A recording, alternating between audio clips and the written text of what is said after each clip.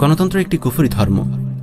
শয়তান ইবলিস তার পুরো জীবনের অভিজ্ঞতার সার নির্যাস চমৎকারভাবে গণতন্ত্রের মাঝে সন্নিবেশ করতে সক্ষম হয়েছে।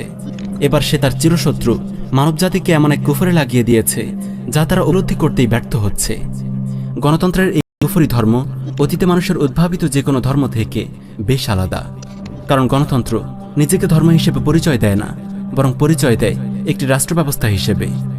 অন্য যে কোনো ধর্মে প্রবেশ করতে হলে পূর্বের ধর্ম অবশ্যই পরিত্যাগ করতে হবে, কিন্তু গণতন্ত্র নামক এই নতুন ধর্ম তার অনুসারীদেরকে পুরাতন ধর্ম ত্যাগ করতে বলে না, তাদের ইবাদত ও রীতিনীতিকেও ছাড়তে বলে না, বরং ব্যক্তিগত পর্যায়ে ওসব আদায় করার পাশাপাশি সামাজিক পর্যায়ে নতুন এক দিন ও শাসনতন্ত্র মানতে বাধ্য করে।